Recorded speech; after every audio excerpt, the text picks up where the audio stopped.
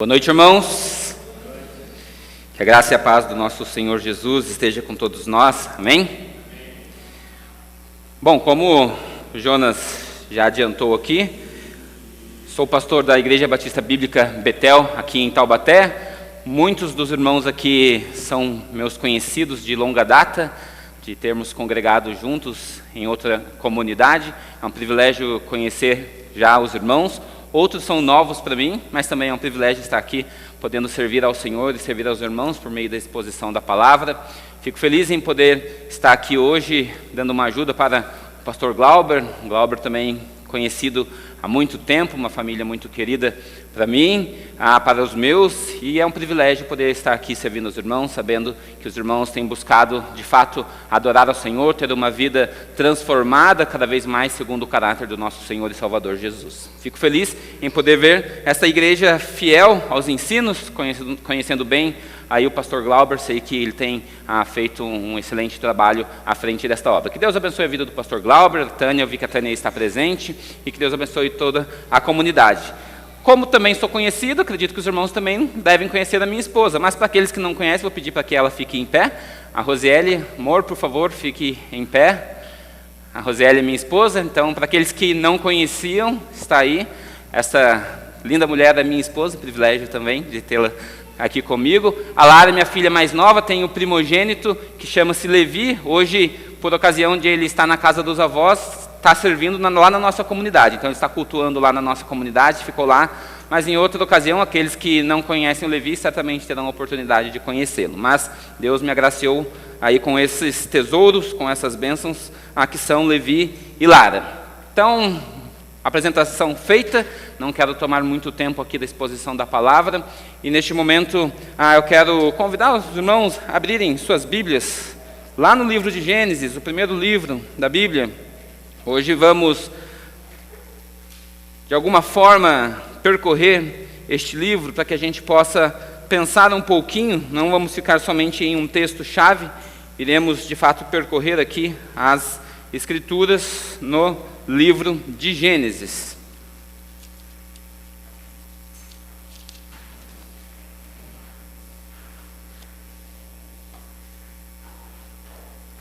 Bom, antes de começarmos aqui a exposição, a pregação, quero convidá-los a abaixarem suas cabeças mais uma vez, para que nós pudéssemos falar com o nosso Deus. Grande Deus, Pai Todo-Poderoso, quero agradecer ao Senhor por mais uma vez, reunidos a Deus como povo do Senhor, estarmos juntos numa comunidade para prestar culto ao único e verdadeiro Deus. Pedimos ao Pai que o Senhor mais uma vez receba a adoração prestada aqui nesta comunidade, ó Deus, que tem sido direcionada ao Senhor, e pedimos também neste momento que agora os nossos corações possam estar, ó Deus, atentos à exposição da Tua Palavra, momento ao qual nós entendemos ser o clímax do culto, ó Pai, onde o Senhor fala conosco através da Tua Palavra, que seja um momento de edificação, de transformação, a fim de que nossas vidas possam ser conformadas ao nosso Senhor e Salvador Jesus. Que o Senhor nos ajude neste trabalho, Pai, que eu seja meramente um instrumento nas mãos do Senhor, a fim de que todos nós aqui sejamos edificados para a glória do Teu nome. É a minha oração e eu a faço em nome de Jesus. Amém. Irmãos, também trago aos irmãos um abraço da minha igreja. Falei aos irmãos lá que estaria presente aqui com os irmãos, então estão cientes da minha ausência lá. Não poderia deixar também de ajudar o Glauber, né? O Glauber por tantas vezes me ajudou lá também, me socorrendo em férias e em outros momentos, então também estou aqui e trago o abraço da minha igreja, tá bom? Irmãos, antes de eu abrir propriamente aqui as Escrituras, vou pedir para que alguém, por gentileza, possa só trazer um copo d'água para mim? Eu bebo bastante água, então se os irmãos puderem fazer essa gentileza. Eu queria fazer uma introdução aqui para os irmãos. Acredito que todos os irmãos aqui têm constatado que os dias que nós temos vivido enquanto povo do Senhor, enquanto igreja do Senhor, nos mostra que temos uma geração cristã um tanto quanto fraca, um tanto quanto omissa e descomprometida com a obra do Senhor, com as coisas do Senhor, com a causa do Senhor.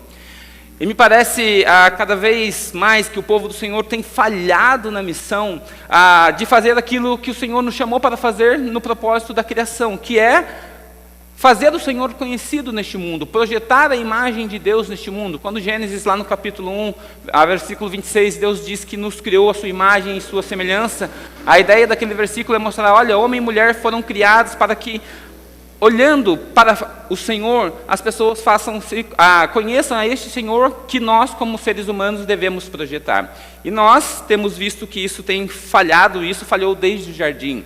Adão e Eva já falharam nessa missão inicial, e por isso houve a necessidade de um segundo Adão, um Adão perfeito, o qual de fato é a expressão exata do Senhor. Como diz o autor aos Hebreus, aquele que é o nosso Senhor Jesus, ele sim consegue na plenitude do seu ser mostrar quem é o Senhor. E entendendo então essa nossa falha como povo do Senhor, em mostrar esse Deus todo-poderoso, Deus soberano, glorioso, que age através deste povo, nós precisamos refletir um pouco nisso que temos falhado. Essa geração de muitos crentes fracos, muitos crentes covardes, infelizmente, muitas vezes tem tido medo de se expor, pessoas que não querem colocar... Obrigado, Samuel.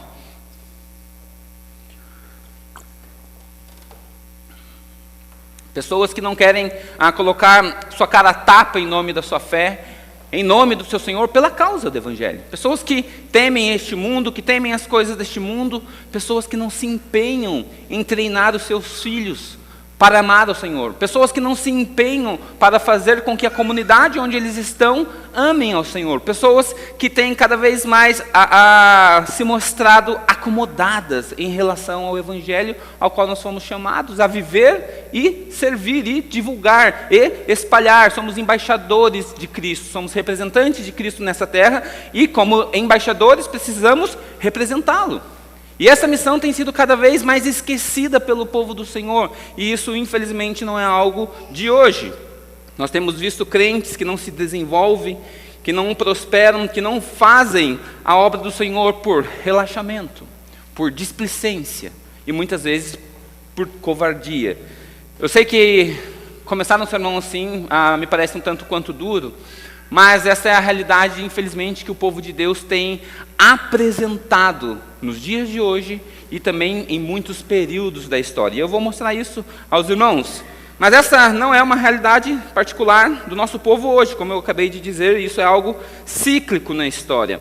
Embora nos pareça que estamos cada vez pior enquanto povo de Deus, nós temos visto que o povo do Senhor tem falhado nessa missão ao longo da história. Mas, como vocês devem conhecer, estudado um pouco a história do povo de Deus, nós temos aquilo que chamamos de remanescente. O que isso quer dizer? O povo de Deus, ele começa a colocar ídolos no seu coração, deixam o Senhor de lado, começam a adorar a outros deuses, e esses outros deuses não literalmente têm a ver com um Deus pagão, mas com um Deus que está criado no seu coração, que muitas vezes pode ser o dinheiro, o emprego, a família, entre outras coisas, colocando Deus em segundo plano. E aí, então, o que acontece com essas pessoas? Elas começam a deixar Deus como algo secundário.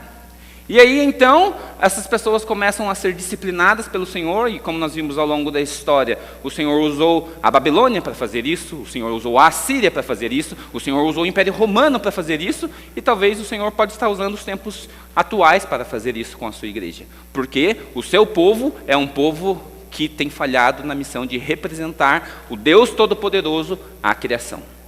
E quando nós pensamos nisso, nesse povo remanescente, essa luz que está no fim do túnel, a esperança reacende e nós vemos novamente a oportunidade que temos como povo do Senhor para tentar então mudar a história da nossa geração. Para que essa geração presente, a igreja do século 21, a igreja de 2022, seja uma geração diferente. E eu e você temos essa oportunidade diariamente de começarmos a mudar a história dentro das nossas próprias casas, dentro das nossas próprias famílias, a partir de você. E quando nós olhamos então, entendendo que esse remanescente pode ser uma realidade na sua família, na minha família, na nossa igreja, na igreja de vocês, lá na minha igreja, infelizmente, muitas vezes cedemos aquilo que eu acabei de falar, ao desejo pessoal. Eu não quero ser essa geração, eu prefiro continuar do jeito que está, eu tenho interesses pessoais que são mais importantes do que a glória de Deus. Nós não falamos isso e não professamos isso, mas a nossa prática diz isso. Eu e você priorizamos amar aquilo que amamos, e não aquilo que o Senhor quer que amamos. E quando nós entendemos isso, ao olhar para as Escrituras, eu não sei se você tem a familiaridade com o livro de Juízes, mas o livro de Juízes está acontecendo isso continuamente. E aí o que acontece? Qual é o ciclo repetitivo lá do livro de Juízes? Deus levanta um juiz, faz com que o povo então restaure a sua adoração, o culto ao Senhor, mas neste momento em que o povo restaura a adoração, o culto ao Senhor, o povo começa a se perder, e a Bíblia vai trazer um versículo chave que diz assim: os filhos de Israel fizeram o que era mal perante o Senhor. E aí então o povo é punido, Deus levanta um novo juiz, um remanescente começa a restauração do seu povo, e novamente acontece, e os filhos de Israel fizeram aquilo que era mal perante o Senhor. Adivinha? Hoje olhamos para a história da igreja. Vemos igrejas comprometidas com o Senhor. Vemos pessoas, sim, comprometidas com o Senhor. Mas vemos muitos filhos fazendo o que era mal perante os olhos do Senhor. Como dizia Salomão, na sua sabedoria, inspirado pelo Senhor, nada há de novo debaixo do sol. O povo do Senhor ainda é o mesmo. A mesma teimosia, o mesmo orgulho, a mesma idolatria, onde eu sou o centro do meu coração e não o Senhor. E com isso introduzido aqui para que nós possamos refletir então à luz das Escrituras, eu quero pensar aqui num tema que eu acredito ser propício. A incompetência de uma geração resulta na infidelidade a Deus e consequentemente em uma sociedade caótica. Vou repetir para aqueles que anotam, não estou projetando nada, mas se você está anotando, a incompetência de uma geração resulta na infidelidade a Deus e, consequentemente, em uma sociedade caótica. Como eu falei aos irmãos, vamos pensar aqui em Gênesis, então eu preciso contextualizar os irmãos do que está acontecendo aqui. Os irmãos sabem que Moisés foi chamado pelo Senhor para libertar o povo lá da escravidão do Egito, correto?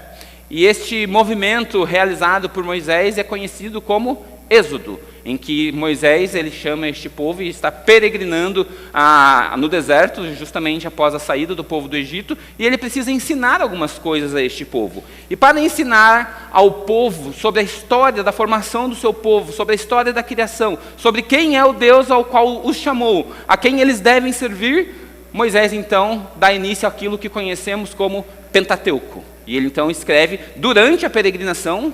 Prestem bastante atenção, durante este período de Êxodo, ele começa a escrever esses livros que conhecemos, Gênesis, Êxodo, Levítico, Números e Deuteronômio. É neste momento que ele está escrevendo, porque ele está ensinando um povo sobre este Deus. Por que ele está ensinando este povo? Porque este povo estava vivendo no Egito. O Egito é uma nação pagã. Eles haviam perdido tudo que por acaso houvesse como história na sua família em relação ao Deus vivo. E eles já estavam paganizados, então Moisés precisava restaurar o conhecimento desse povo acerca de quem é o Deus verdadeiro, acerca de quem é o Deus que eu e você hoje estamos aqui reunidos para adorar. Então tem uma intenção aqui por Moisés, e aí eu quero que vocês entendam isso. Por quê? Porque Moisés ele precisa ensinar ao povo sobre a origem da sua história, mostrando desde a criação até a formação do povo por meio de José, governador do Egito, onde o povo então de fato está reunido naquele momento e esse povo se torna escravo, como os irmãos já conhecem a história. Mas o que acontece? Moisés ele compartilha aqui então no início da criação, fala um pouco da formação do mundo, ele fala sobre a queda de Adão e Eva, como eles comeram o fruto proibido, aquele que iria trazer o conhecimento do bem e do mal, mostra a queda, e aí ele vai falar para o povo sobre este ciclo, que eu acabei de introduzir aos irmãos, um ciclo repetitivo, que o povo falha como comunidade de Deus em um núcleo familiar. E neste núcleo familiar, e quando eu falo núcleo familiar aqui, eu estou pensando pai, mãe, filhos e aquilo que iria surgir a partir dessa família, aquilo que nós chamamos de clã nos tempos antigos.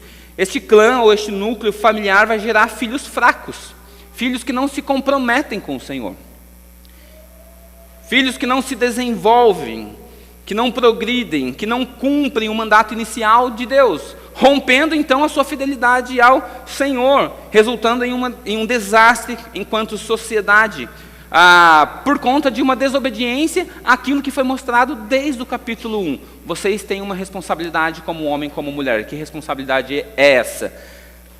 Apresentar Deus a este mundo. Apresentar quem é o grande eu sou a este mundo.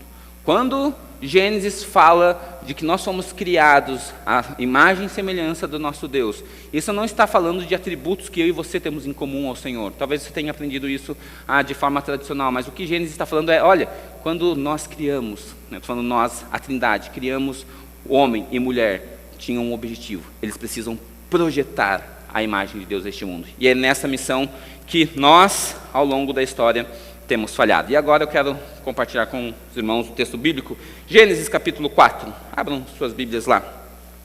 E a gente vai começar a percorrer alguns textos aqui.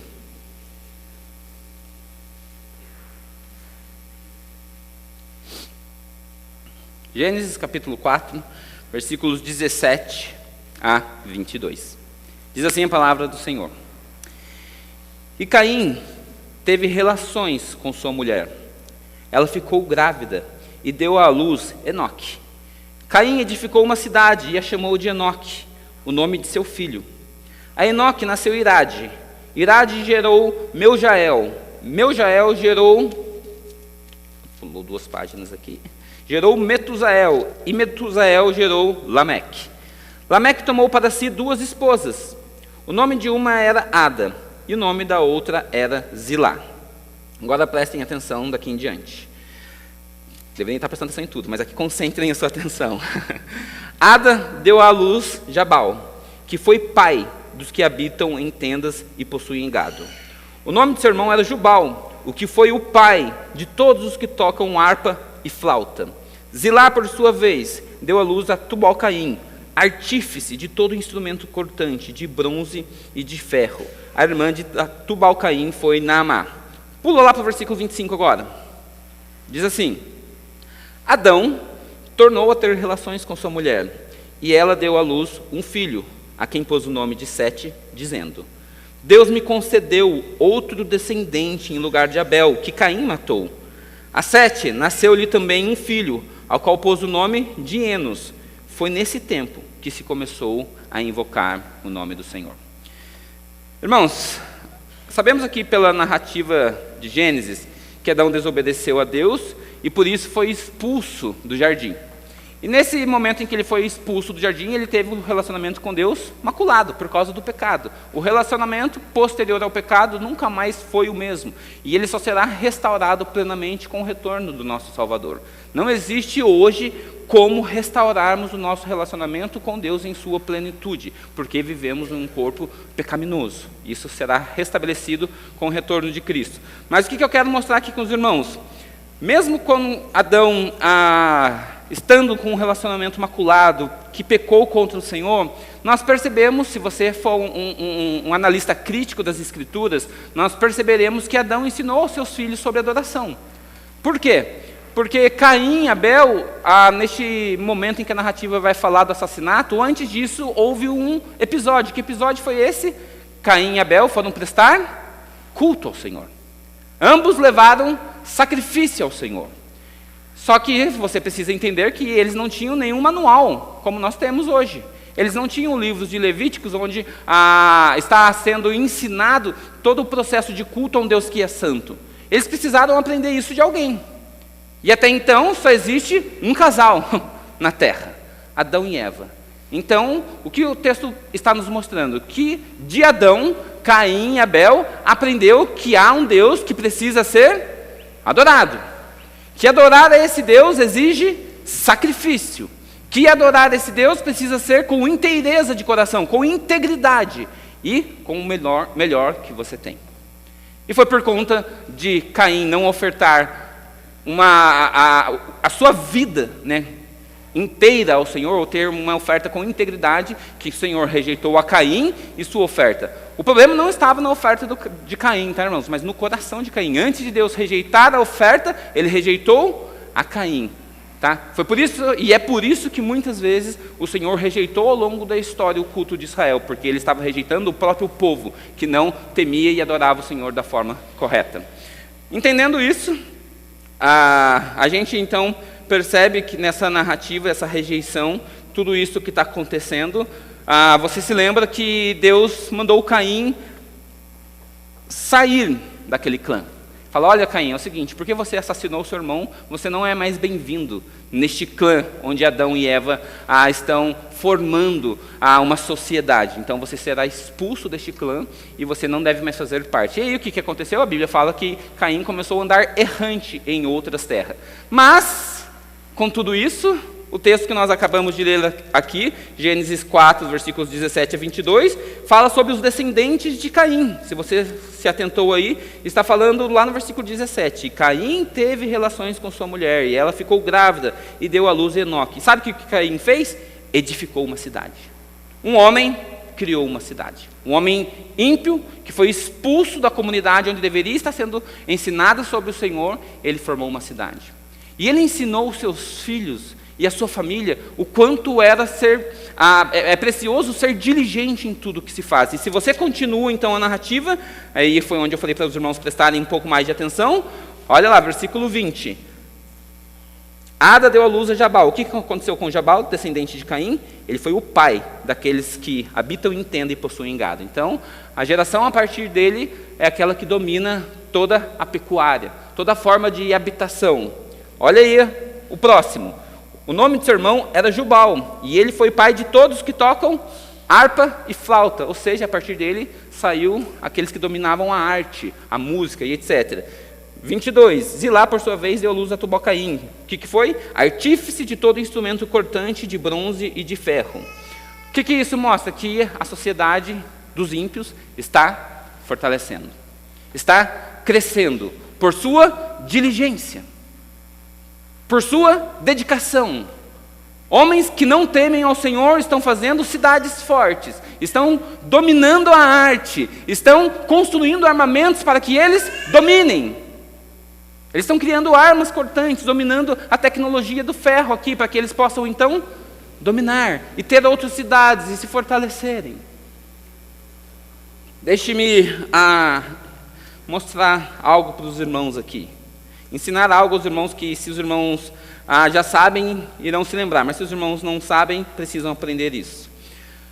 A família, prestem bem atenção, a família é o maior e melhor núcleo de treinamento.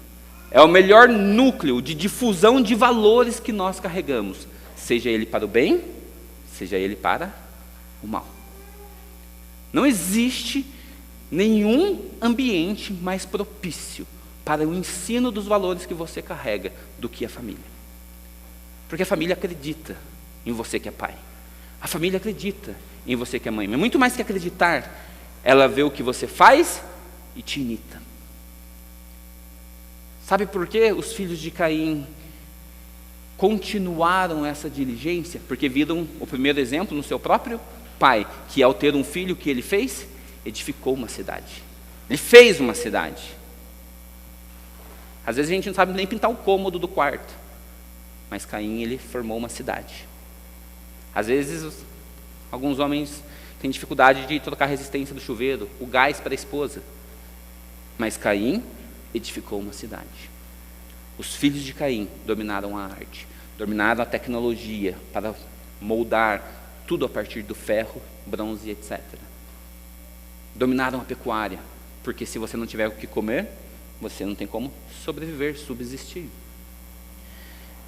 É interessante nós pensarmos tudo isso, sabe por quê? Porque a narrativa ela chama a nossa atenção aqui no versículo 25 e 26 do capítulo 4. E o que diz lá? Mais uma vez, Adão tornou-se a ter relações com sua mulher, e ela deu à luz um filho, a quem pôs o nome de Sete, dizendo: Deus me concedeu outro descendente em lugar de Abel, que Caim matou.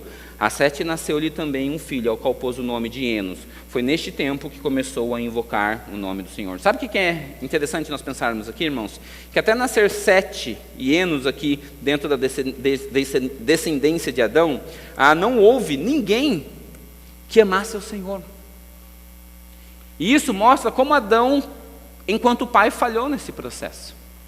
Porque não houve um processo aqui na descendência de Adão que amasse ao Senhor. Se você ler a genealogia de Adão, somente Sete foi quem rompeu esta impiedade dentro da sua família. Mas o resto dos filhos de Adão não amaram ao Senhor como deveriam amar.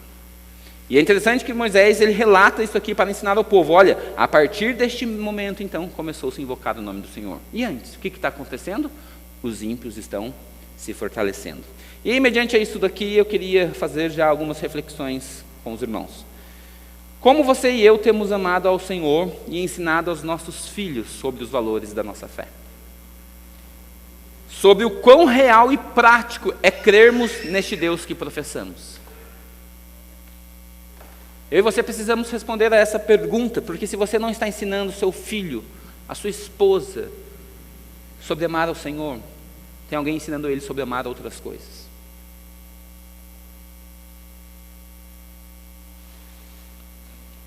Uma outra pergunta: será que existe uma educação intencional em nossas famílias, a fim de levarmos nossas esposas e nossos filhos a conhecerem e amar a Deus? Qual é a rotina da semana da sua casa? Vejam bem que eu fiz uma pergunta aqui, falando de educação intencional. Você prepara o ambiente para ter um resultado. Né? A gente está vivendo aí uma moda de homeschooling. Mas muitas vezes o homeschooling ele está voltado simplesmente a privar os nossos filhos de um contato com o mundo e ter um ensino menos doutrinado, vamos dizer assim. Mas muito mais importante do que privar os seus filhos de receber uma influência externa, é saber o que você vai influenciar dentro da sua casa. Como você está mostrando para o seu filho, de forma prática, que Deus é o maior amor da sua vida? Porque o primeiro mandamento diz isso: amarás ao Senhor teu Deus sobre todas as coisas. Como nossos filhos percebem isso na nossa casa? Você que é marido, como a sua esposa, como a minha esposa percebe que eu amo a Deus sobre todas as coisas? Porque muitas vezes eu tenho mais prioridade em assistir a final de um campeonato de futebol do Corinthians do que investir o mesmo tempo em formar na minha esposa o caráter de Cristo, de formar no meu filho o caráter de Cristo. E sabe o que acontece? Enquanto nós estamos dando prioridades para as coisas erradas, os ímpios estão se fortalecendo. Enquanto você está assistindo o jogo, o seu filho está na internet, ele está vendo um conteúdo que ele não deveria estar vendo. Ele deveria estar sendo influenciado por você, pai. Ele deveria, da mesma forma como Adão, mesmo com o relacionamento maculado, ensinando seu filho sobre adoração, sobre temer um Deus que é criador de todas as coisas. Uma terceira pergunta: se não há um propósito e planejamento firme e intencional sobre isso que eu falei, poderemos acabar como Adão e ter apenas um filho, ou mesmo nenhum, que continue a adorar a Deus.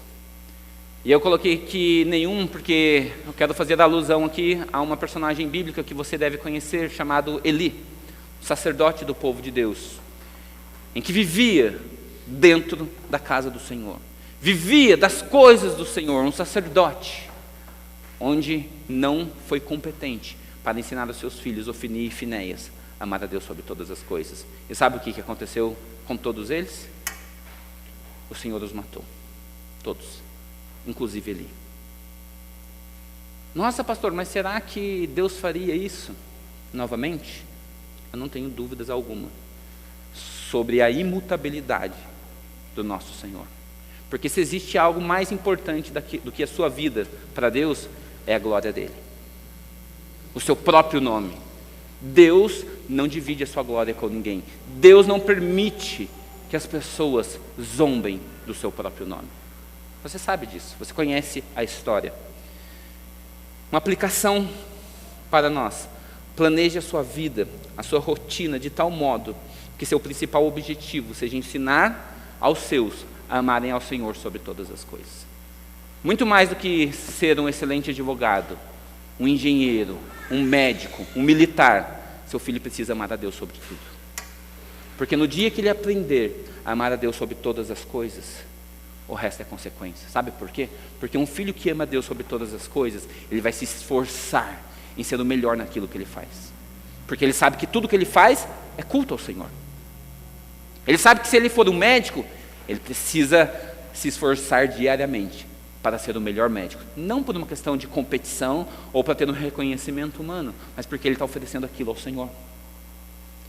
ensine a amar seu filho amar o Senhor sobre todas as coisas. Ele não vai ter prioridades erradas, eu tenho certeza disso. Ele não será corrompido pelas coisas deste mundo, porque ele entendeu que se há algo precioso, este algo é o Senhor. Mas precisamos observar aqui a continuação da narrativa. E eu quero ler com os irmãos rapidamente o capítulo 5 de Gênesis. Eu estava planejado eu ler todo ele, mas eu não irei ler todo ele para a gente ganhar tempo aqui, tá bom? Porque se fosse na minha igreja eu faria em 2 momentos essa mensagem, mas eu não vou ter essa oportunidade aqui. Eu quero terminar a mensagem aqui com os irmãos. Mas no capítulo 5 diz assim, versículo 1: Este é o livro da genealogia de Adão. No dia em que Deus criou o ser humano, à semelhança de Deus o fez. Deus os criou homem e mulher e os abençoou, e lhes deu o nome de ser humano. Na minha versão está ser humano, mas eu não gosto dessa tradução.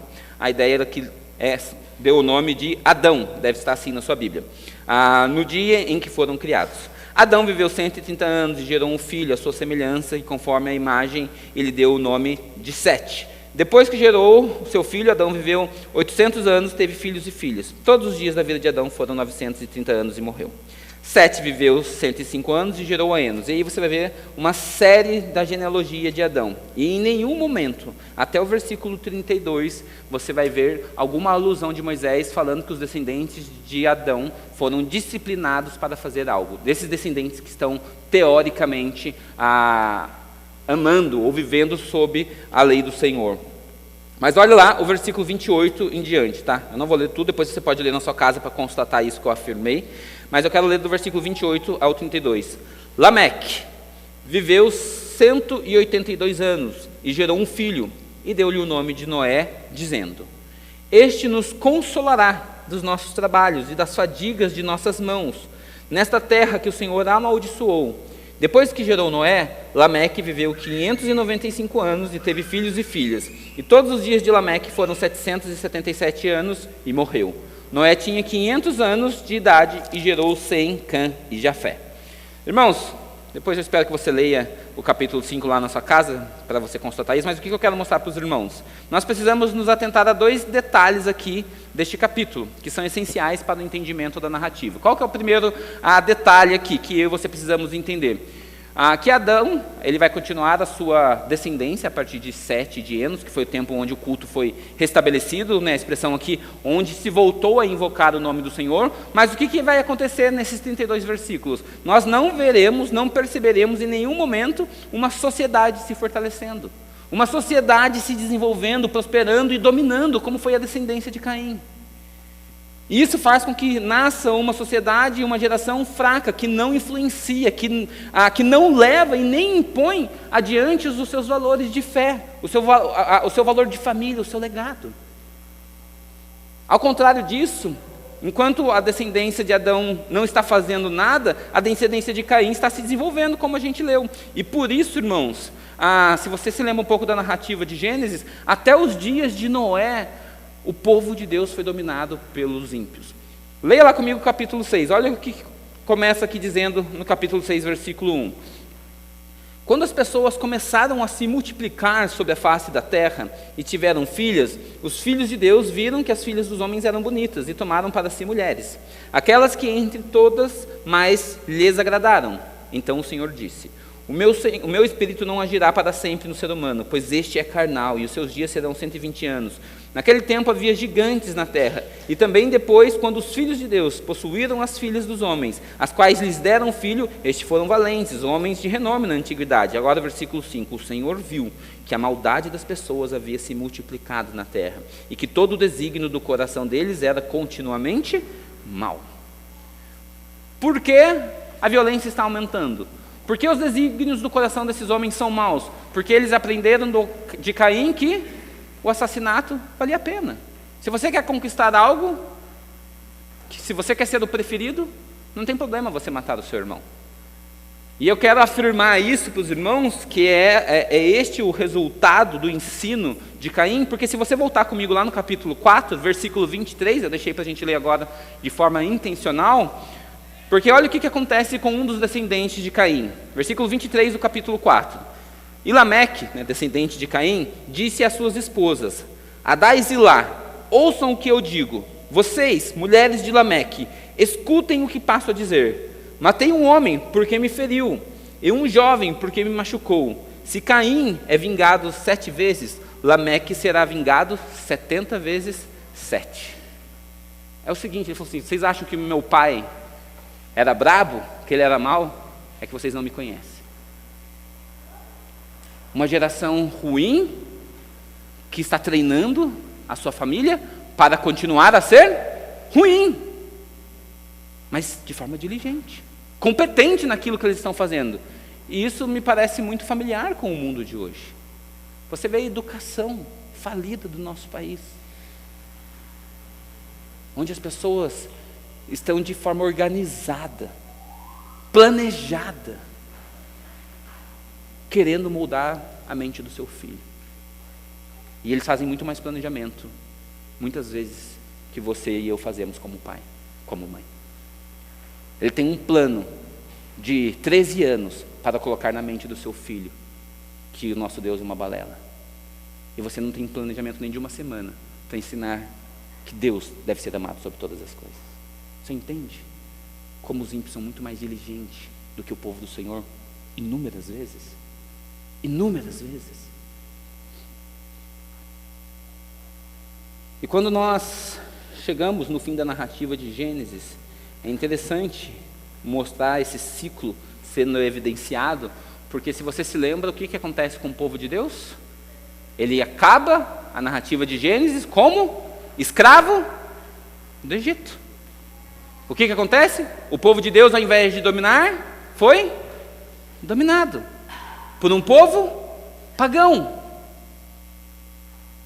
Este é o fim do ciclo de Gênesis, não da história, porque na história isso tem acontecido até os dias de hoje. Irmãos, o que nós precisamos aprender é que este ciclo mais uma vez se repete conosco, que isso não é algo exclusivo do nosso tempo, como acabamos de perceber, e por isso nós já deveríamos ter aprendido com os relatos das Escrituras. Sábio é aquele que aprende por meio do conselho de Deus, não por causa de fazer errado e ter que fazer novamente.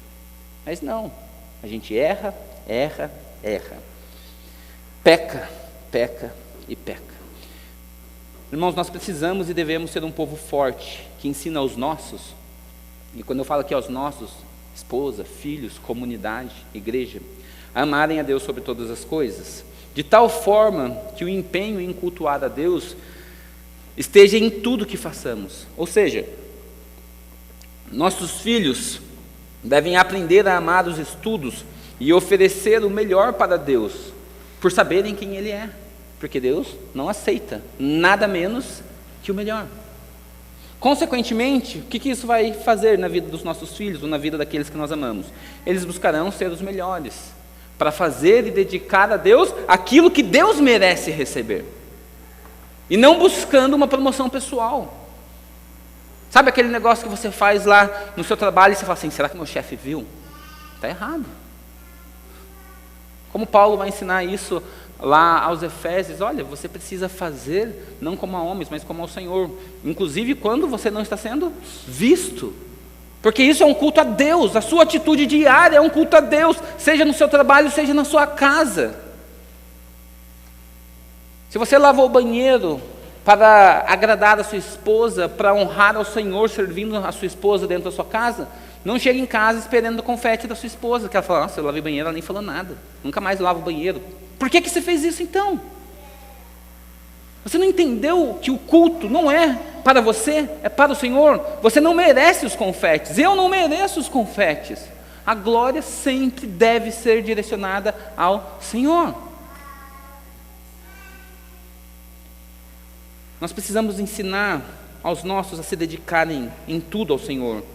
E assim, no meio da nossa família, no meio das nossas igrejas, de fato surgirão os melhores médicos, os melhores empresários, os melhores engenheiros, os melhores militares, porque eles sabem para quem eles estão fazendo, eles sabem a quem estão servindo. E assim, nós formaremos um povo forte, um povo que domina, um povo que impõe à sociedade os seus valores, e não um povo que consome os valores da sociedade. Entende a diferença? Se nós tratarmos o núcleo familiar, as nossas casas, as nossas famílias, o pai, a mãe, os filhos, nós formaremos um povo forte, que impõe os seus valores e não consome os valores da sociedade. E sabe o que acontece? Quando nós temos um povo fraco, nós consumimos esses valores, e esses valores entram dentro da igreja. Eles entram dentro da sua casa, eles entram dentro da sua família. E aí você começa a ouvir questionamentos assim do seu filho: pai, por que eu preciso obedecer você?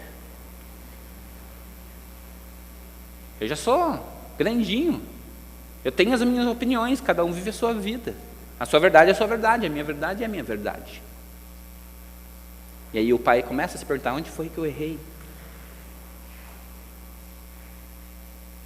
Aí você vai olhar para trás e falar assim: deixa eu ver aquele plano que eu fiz para educar intencionalmente meu filho sobre amar o Senhor sobre todas as coisas. E adivinha? Não existia esse plano. Não havia uma intenção para que você e eu ensinasse aos nossos a amar a Deus sobre todas as coisas. Ah, mas Deus fala isso? Sim, continuamente. Ó, povo de Israel, deixa eu falar uma coisa para vocês, lá em Deuteronômio 6, capítulo 4, o Senhor Deus é o único Deus. Você precisa ensinar isso aos seus filhos. Quando? Todos os dias. De que forma? Em todas as oportunidades. Esse é o resumo do versículo que diz: você precisa falar ao seu filho sobre amar ao Senhor quando você andar, quando você levantar, quando você se deitar, quando estiver sentado à mesa, colocando isso nos umbrais das suas portas, colocando isso na parede. Sempre quando for oportuno, ensine a seu filho sobre amar ao Senhor sobre todas as coisas. Educação intencional. Toda conversa precisa produzir algo. E o que deve ser produzido? Glória a Deus. Sabe aquele negócio? Vamos jogar a conversa fora? Isto é imprudência. Paulo vai nos ensinar lá em Filipenses que nós devemos remir o tempo. E sabe o que diz essa expressão? Que remir o tempo é você administrar seu tempo de toda forma em que Deus seja glorificado. Então não jogue conversa fora. Use a sua conversa para influenciar alguém a amar ao Senhor continuamente, todos os dias. Algumas aplicações claras para isso. Treine e eduque seus filhos para amar a Deus sobre todas as coisas, de tal modo que tudo que ele se propor a fazer será para Deus, e será com toda a sua força, alma, coração, entendimento, dando a Deus nada menos que o melhor. Vou transformar isso num exemplo prático, que eu faço com o meu filho. O Levi tem 7 anos hoje, e muitas vezes eu dou uma série de responsabilidades para ele fazer lá. Olha, filho, vai fazer a tarefa, filho, vai lá arrumar seu quarto, filho, faz aquilo, e quando estiver pronto me chama. E aí eu vou constatar, e aí eu vi que ele fez de qualquer jeito. Adivinha? Filho, você não fez isso para você não fez isso para o pai, você fez isso para o Senhor. Esse é o seu melhor? Ah, pai, eu dava, apaga e faz de novo. Sabe por quê? Ele precisa entender que a tarefa não é para ele tirar 10 na escola. Que a tarefa não é para ele fazer o que o papai e a mamãe estão mandando. Que a tarefa dele é um culto ao Senhor. E ele precisou aprender isso por vários momentos de educação intencional, que ele não está estudando para ser um excelente profissional, que ele está estudando para cultuar a Deus, para glorificar a Deus. E o emprego que ele vai escolher, a atividade que ele vai exercer, precisa glorificar a Deus e ser relevante para a sociedade. Relevante para a sociedade. Eu falei isso para ele: filho, porque ele é influenciado por outras coisas e por aí vai. Ele outro dia chegou na minha casa: pai, eu queria ser youtuber. Falei: o quê? Youtuber? O que é um youtuber, filho? Ah, gravar vídeo, pôr na internet e tal. Eu falei: deixa eu falar uma coisa para você. Falei para ele: não existe nenhum pecado em você gravar um vídeo e colocar na internet, mas eu quero que você entenda o quão relevante você pode ser na sociedade sendo um youtuber. Não estou falando que nenhum youtuber é relevante, mas eu acredito que tem profissões muito mais relevantes do que ser um youtuber. Eu falei: filho, vai chegar um tempo que os médicos não existirão mais, porque as crianças de hoje querem ser youtuber. Haverá um tempo em que não haverá mais engenheiros, não haverá mais programadores de computador, não haverá mais professores, etc. Por quê? Todo mundo quer ganhar dinheiro fácil, não quer se sacrificar, não entende. E nós precisamos, de maneira intencional, ensinar nossos filhos que eles precisam adorar ao Senhor em tudo, inclusive na profissão que eles vão escolher. Outra aplicação: homem, não abra a mão e nem negocie a sua fé e seus valores, que vem dessa fé, porque o maior exemplo para sua esposa e para seu filho é você. Se você está sendo perseguido no seu trabalho, e você às vezes compartilha isso com a sua esposa, honre a sua fé. Você tem que ser o primeiro a ter coragem, de defender a sua fé e os seus valores lá no seu trabalho. Você não pode chegar para a sua esposa e falar, puxa, mas se eu fizer isso eu vou perder o emprego. A sua esposa vai olhar, ué, eu deveria estar olhando para você e saber que você faria a coisa correta. Se for necessário perder o emprego, você vai perder o emprego. Ah, pastor, veja bem, e aí, mas você vai pagar minhas contas? Não, você vai correr atrás e vai dar um jeito de trabalhar e pagar suas contas, mas você nunca vai negociar a sua fé e os seus valores, porque crer no Senhor, projetar o Senhor a este mundo é inegociável. Se você não acredita nisso, se você não está disposto a viver isso, você não entendeu o que é negar a si mesmo, tomar a cruz de Jesus e segui-lo. Você não entendeu que se você quer encontrar vida em Cristo, é necessário perder a sua vida. O Evangelho não é um convite a participar de um clube, é um convite a morrer para si mesmo e viver para a glória de Deus. Este é o Evangelho. Se você não entendeu que o Evangelho é feito de sacrifícios, você não entendeu o que Adão ensinou para Caim e Abel. Porque foi exatamente isso que ele falou, olha filho, sabe como Deus recebe a adoração? Por meio de sacrifícios. Ofereça o seu melhor. Outra aplicação, não só fale a seu filho sobre amar a Deus, ame a Deus perante o seu filho. Mostre a ele como fazer. Ame a Deus na sua casa, na forma como você trata a sua esposa. Ame a Deus na diligência que você tem para com as coisas do Senhor. Ame a Deus na diligência do seu trabalho. Sabe aquele negócio de sempre chegar atrasado para tudo? Isso não é diligência. Sabe aquele negócio, filho, hoje a gente está cansado, vamos ficar em casa, não vamos para a casa do Senhor não. Está ensinando para o seu filho que quando estiver cansado, não tem problema não estar na casa do Senhor. Muito mais do que amar a Deus sobre todas as coisas, é mostrar para o seu filho, muito mais do que falar, é mostrar para o seu filho como se faz. E aí seu filho vai te fazer uma pergunta, pai, mas eu sei que você está cansado e precisa descansar, mas o que o Senhor está me mostrando é que o Senhor ama mais o seu descanso do que a glória de Deus. Então está tudo certo? É isso mesmo? E você precisa responder essa pergunta. Como temos ensinado aos nossos filhos e esposa este amor de forma prática? E por fim, uma última aplicação, mostre para seu filho que as coisas do Senhor são importantes e prioritárias. Traga ele à igreja ao invés de liberá-lo para o aniversário do amiguinho, do primo, da tia, do sobrinho, seja lá quem for. Sabe aquele negócio, não, mas ele é criança, não tem nada a ver, vai lá na festinha do amiguinho. Então a festinha do amiguinho é mais importante que o culto ao Senhor. Porque não tem problema fazer isso de vez em quando. Irmãos, priorize estar no culto coletivo, ao invés de estar no passeio, ao invés de estar fazendo hora extra.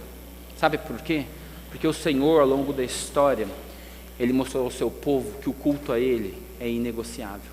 E todas as vezes que o culto foi barganhado, Ele rejeitou o culto.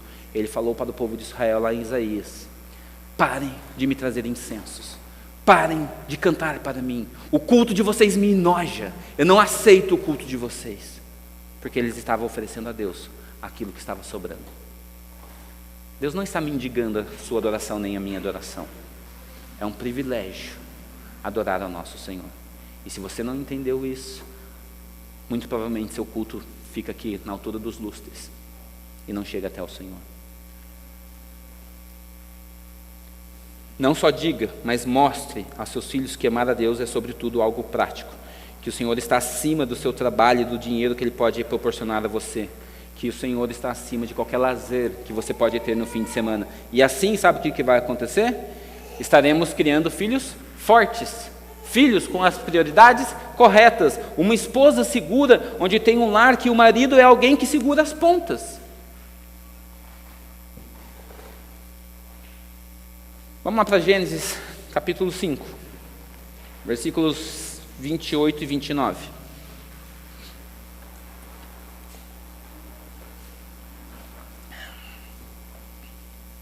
Eu falei para os irmãos que nós precisávamos observar duas coisas no capítulo 5. A primeira foi essa, que não vimos a sociedade se fortalecer, a sociedade, o povo de Deus se fortalecer. Mas olha lá a segunda coisa que precisamos observar, versículo 28 e 29. Lameque viveu 182 anos e gerou um filho, e deu-lhe o nome de Noé, dizendo: Este nos consolará dos nossos trabalhos e das fadigas de nossas mãos, nesta terra que o Senhor amaldiçoou. Irmãos, vou ficar aqui no versículo 29. O que nós precisamos entender aqui, nesse verso? Lameque está demonstrando uma esperança que provoca inércia no povo do Senhor. O que isso quer dizer? Nós percebemos que a expectativa aqui de Lameque quanto a Noé é que Noé finalmente seria alguém que ia fazer alguma coisa. Ufa, não aguento mais esse trabalho duro, está difícil de viver neste mundo, está difícil de criar família neste mundo, está difícil de educar as pessoas, educar as crianças, de mostrar quem é Deus. Tomara que meu filho viva dias mais fáceis. É isso que Lameque está falando. Graças a Deus chegou Noé. Irmãos, nós não vemos em nenhum momento Lameque se esforçando para o seu clã, para a sua família, para que eles vivessem, mesmo com a consequência do pecado, uma vida que glorificasse o Senhor. Lameque já tinha jogado a toalha faz tempo. E talvez muitas vezes as famílias dos dias de hoje tenham feito a mesma coisa. Uma família que não tem trabalhado para mudar a sua própria geração e tem expectativa que seus filhos façam alguma coisa diferente.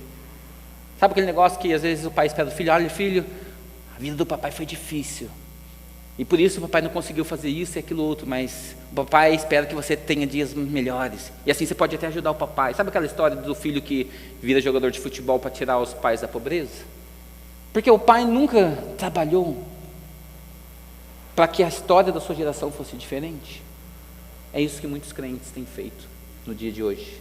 Me parece que o povo do Senhor é um povo que reclama, que espera para ver o que vai acontecer e não trabalha, não age, não sai dessa inércia. Ele fica olhando: o que vai acontecer, será? Qual vai ser o fim da nação brasileira? Vou ficar dando uma consultada lá nas redes sociais. O que vai acontecer com o povo? O que vai acontecer com a gente? O que vai acontecer com a igreja no ano que vem, daqui a 5 anos? Mas o que você está fazendo para mudar a história da sua geração? Está esperando que seu filho faça por você? Está esperando que seu pastor faça por você? Eu e você somos responsáveis pela história da nossa família, do nosso povo, da nossa comunidade. Mas sabe o que acontece? O povo de Deus só reclama e pouco trabalha para fazer o nome do Senhor conhecido. Pouco trabalha para fazer o nome do Senhor grande. E enquanto ele espera que alguém faça algo, ele fica assistindo para ver no que vai dar.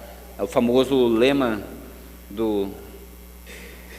eu acho que é Zeca Pagodinho, tá, irmãos? Deixa a vida me levar. Vamos ver o que vai dar. Vamos ver o que acontece. E aí nós continuamos aqui a narrativa, e eu já estou indo para o fim. Vemos agora a família de Noé, onde 3 filhos novamente são criados, e percebemos apenas um dando continuidade na invocação do nome do Senhor. Olha lá, em Gênesis capítulo 9, versículos 26 e 27. Logo após eles terem saído da arca, a partir do versículo 25. Então disse: maldito seja Canaã, seja servo dos servos para os seus irmãos. E continuou: bendito seja o Deus de Sem, e Canaã lhe seja servo. E que Deus engrandeça Jafé, e que ele também habite nas tendas de Sem, e Canaã lhe seja servo. Ou seja, somente Sem aqui seria o chefe do clã.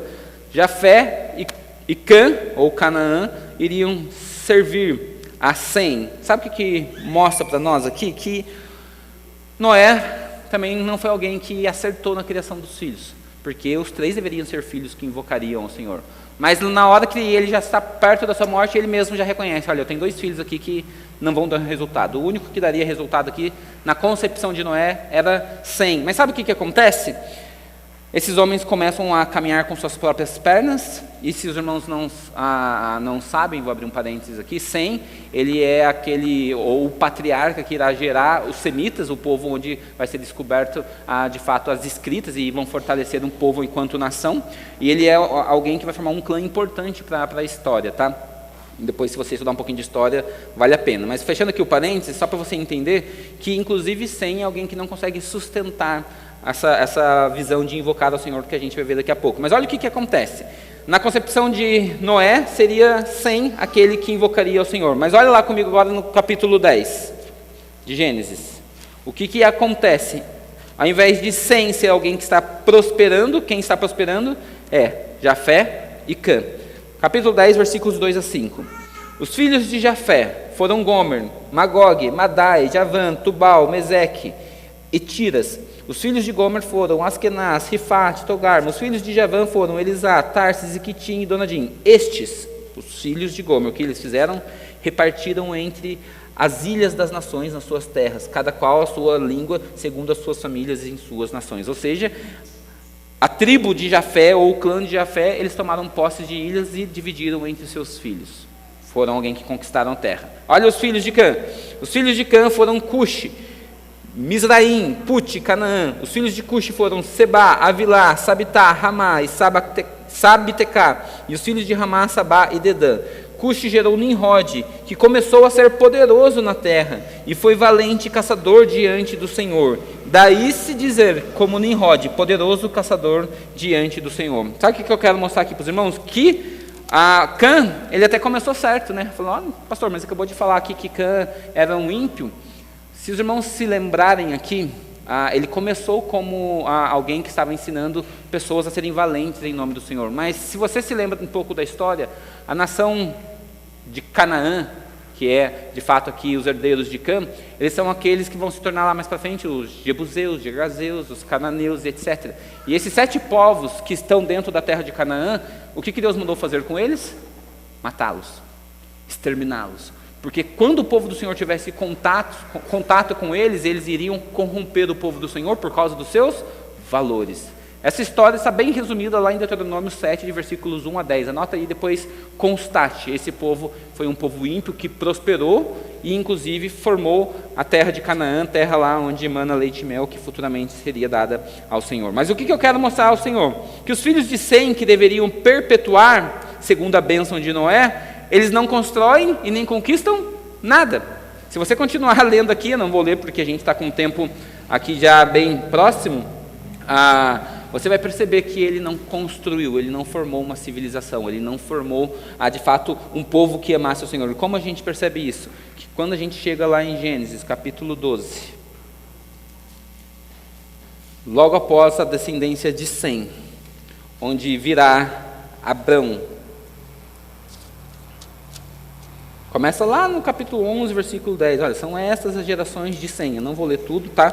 Mas aqui, lá no versículo 31, você vai perceber que chega, Terá tomou Abrão, seu filho. Então, toda essa perspectiva aqui mostra que Abrão, ele vem da descendência de Sem.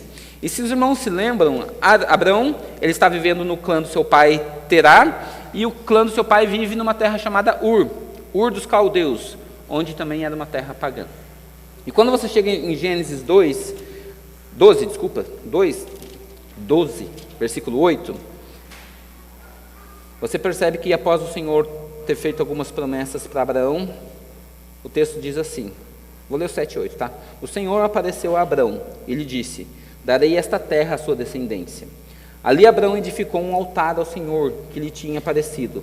Passando dali para o monte, a leste de Betel, armou a sua tenda, ficando Betel a leste e Ai a oeste. Ali edificou um altar ao Senhor e invocou o nome do Senhor. A expressão invocar o nome do Senhor aqui, dentro da narrativa de Moisés, está mostrando o momento em que o povo é restaurado para o culto a Deus. Isso aconteceu lá com 7 hienos. Lembra que a gente acabou de ler lá? Olha, então 7 hienos, foi neste momento que o povo começou a invocar o nome do Senhor. E após Noé, que é alguém que está nesse meio tempo aqui, que é um homem encontrado justo diante da presença de Deus, os seus filhos falham, existe toda uma geração até chegar agora em Abraão.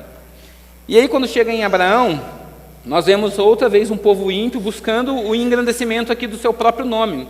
E aí é uma narrativa conhecida chamada Torre de Babel. Eu quero ler rapidamente só o versículo 4 do capítulo 11. Olha o motivo pelo qual os ímpios, tá? Aqui está falando mais uma vez do povo ímpio, e você pode ler toda a narrativa, mas eu vou ler só o versículo 4. Olha o que diz o versículo 4. Olha a diligência dos ímpios, olha o que eles estão dizendo. Versículo 3 e 4. E disseram uns aos outros: venham, vamos fazer tijolos e vamos queimá-los bem. Os tijolos que serviram de pedra, os tijolos lhe serviram de pedra e o betume de argamassa. Ou seja, os engenheiros civis aqui estão sendo formados. Estão olhando aqui para aquilo que eles vão construir. Mas com qual objetivo? Olha o objetivo deles, no versículo 4. Disseram: venham, vamos construir uma cidade e uma torre cujo topo chegue até os céus, e tornemos célebre ou tornemos forte o nosso nome, para que não sejamos espalhados por toda a terra. E aí você já sabe mais ou menos aí o fim da história. Mas qual que era o objetivo desse povo ímpio? Formar uma sociedade forte, conhecida diante da terra. E aí o que é interessante para nós aqui? Que o povo de Deus só está assistindo mais uma vez. E aí o que acontece? Nenhum remanescente se levanta. E aí Deus vem em direção a Abraão. E aí o que Deus fala? Olha, Abraão, é o seguinte, eu vou fazer uma aliança com você. Mas primeiro, para fazer uma aliança, o que você precisa fazer? Sair da sua terra pagã. Sai de Ur dos caldeus e vai para a terra que eu vou te mostrar.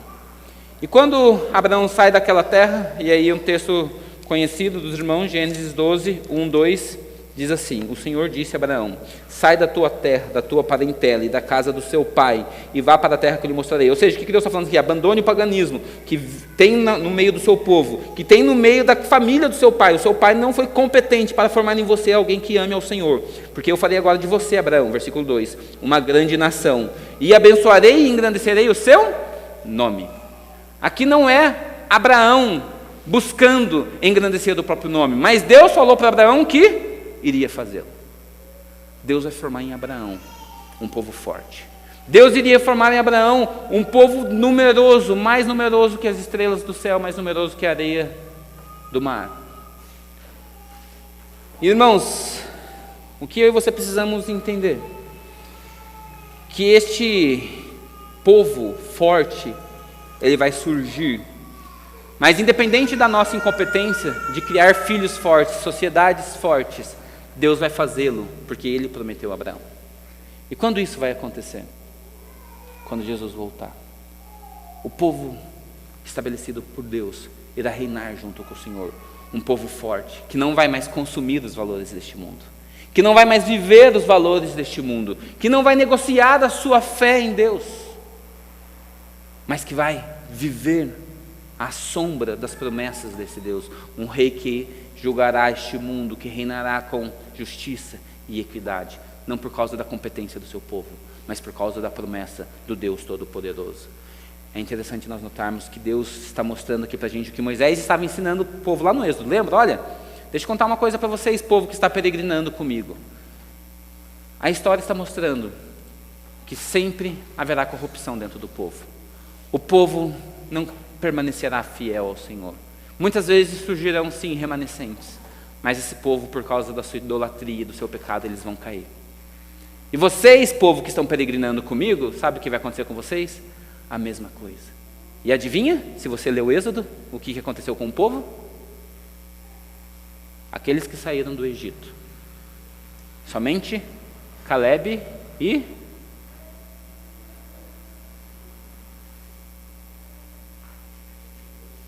Josué entraram na terra prometida. Somente os dois, porque aquele povo não foi fiel ao Senhor. Remanescente, 2 pessoas. E aí você conhece um pouco da história de Josué. Eu e a minha casa serviremos ao Senhor. Façam o que vocês quiserem, mas no meu núcleo familiar ninguém mexe. Eu vou ensinar a minha família a servir ao Senhor. Eu vou ensinar a minha família a amar ao Senhor sobre todas as coisas. E eu e a minha família seremos o remanescente. Você pode ser como a família de Josué. Ou você pode ser como os outros 2 milhões que aproximadamente morreram ao longo da caminhada. 2 pessoas que permaneceram fiéis ao Senhor. A grande questão, para nós finalizarmos este sermão, é que nós poderemos e podemos naturalmente assistir o ciclo se repetir, esperando que alguém faça algo, ao invés de nós mesmos fazermos algo. Podemos, como Lameque, esperar que os nossos filhos façam algo por nós. Alô? Tudo certo? Podemos, como Adão e Noé, falharmos na educação dos nossos filhos. Podemos ser omissos e criar uma família fraca e assistir ao caos, como nos tempos de Noé, e vermos homens ímpios dominando sobre nós. Lembrem-se que lá no tempo de Noé, o Senhor decidiu destruir o mundo por causa da impiedade daquele mundo. Se você ler lá rapidamente, no capítulo 6, o versículo 5 diz: o Senhor viu que a maldade das pessoas havia se multiplicado na terra, e todo o desígnio do coração deles eram continuamente mal. Olha o versículo 11: a terra estava corrompida à vista de Deus e cheia de violência. Versículo 13: então Deus disse a Noé: resolvi acabar com todos os seres humanos, porque a terra está cheia de violência por causa deles, e eu os destruirei juntamente com a terra.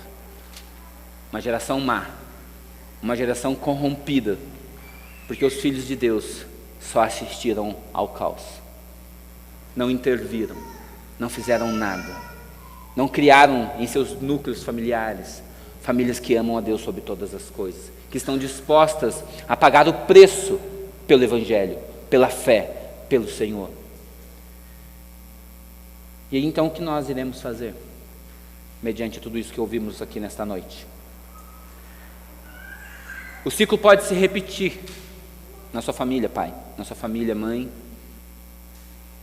em você ainda que não tem filhos, você ainda que não formou uma família, mas pertence a uma família. O ciclo pode se repetir e você pode estar somente assistindo. Por outro lado, você precisa se lembrar do que o Senhor fez com Abraão, que o Senhor é bom e sempre nos dá uma oportunidade de recomeçarmos, que sempre há esperança de sermos em Cristo competentes como povo de Deus. E aí eu quero lembrar aos irmãos que mesmo em meio a muitas gerações corrompidas, homens foram levantados pela graça e misericórdia de Deus. Gênesis 4, 26, a Sete nasceu-lhe também um filho, ao qual pôs o nome de Enos, e foi nesse tempo que começou-se a invocar o nome do Senhor. Gênesis 6, versículo 9, diz assim: são essas as gerações de Noé. Noé era homem justo e íntegro entre os seus contemporâneos. Noé andava com Deus. Gênesis 9, versículo 1. Deus abençoou Noé e a seus filhos, dizendo: sede fecundos, multipliquem e encham a terra. A oportunidade de recomeçar uma sociedade forte. Versículo 7. Mas sejam fecundos e multipliquem-se, povoem a terra, multipliquem-se sobre ela. Versículo 9: eis que estabeleço a minha aliança com vocês e com a descendência de vocês. Deus está dando uma oportunidade para Noé mudar a história do mundo. Toda a humanidade havia sido destruída por causa da corrupção. E Deus está falando para Noé: Noé, você e seus filhos podem reescrever a história. Há uma oportunidade sempre. E aí, por fim, capítulo 12, versículos 7 a 9, diz assim: o Senhor apareceu a Abrão e lhe disse: darei esta terra à sua descendência. Ali Abrão edificou um altar ao Senhor que tinha lhe aparecido. Passando dali para o monte, a leste da Betel, armou a sua tenda, ficando em Betel a leste e Ai a oeste. Ali edificou um altar ao Senhor e invocou o nome do Senhor. Irmãos, nós vimos aí então, a partir dessa história, que quando este povo começou a peregrinar pelo deserto, e Moisés começou a ensinar este povo, falando desse ciclo que iria se repetir, que somente 2 homens terminaram essa história, sendo remanescente de justiça, de esperança para uma sociedade forte. E você se lembra que a partir de Josué e Caleb, o povo caiu de novo. O povo foi levado cativo à Babilônia. O povo foi levado cativo para a Síria. Mas Deus trouxe o povo de novo. E aí o povo começou a amar ao Senhor, mas o povo caiu novamente. E os profetas ficaram calados por 400 anos. E aí então vem João Batista, um homem como remanescente, um homem como remanescente, e prepara o caminho para o Senhor, e vem o nosso Senhor Jesus, o Messias, e a igreja começa a crescer, mas a igreja começa a ser perseguida, e ela continua a crescer, e algumas igrejas precisam ser advertidas lá em Apocalipse, por conta da sua infidelidade, da sua impiedade. E aí a igreja começa a se corromper novamente, e você conhece um pouco da história dos pais da igreja, e a igreja começa a virar uma idolatria dentro de um império, até que chega em 1517 há uma reforma na igreja, e a igreja mais uma vez tem a chance de ser um povo forte, um povo que está fazendo diferença neste mundo. 500 anos depois, estamos aqui, acabamos de comemorar a reforma. Como está a igreja no dia de hoje? Como está a sua família no dia de hoje? Como você está reescrevendo essa história? Minha oração é que o Senhor nos ajude a sermos homens e mulheres competentes, que criem famílias fortes, que gerem uma sociedade forte e faça o nome do Senhor conhecido através de nós, através de você, através de mim. Eu não quero que os meus filhos venham falar: olha, meu pai não fez nada, a família dele não fez nada. Eu quero que a história comece na minha geração, e eu espero que você tenha esse mesmo desejo. A gente não pode ficar assistindo o circo pegar fogo e esperar como Lameque que nasça alguém que faça alguma coisa. Deus está chamando a mim e a você para fazermos algo hoje, para sermos pessoas relevantes neste mundo hoje, pessoas que estão dispostas a pagar o preço pela fé hoje. Não envergonhem o Evangelho. Lembre-se o que Paulo falou lá em Romanos: ele é o poder de Deus para salvar todo aquele que nele crê. Amém? Vamos orar?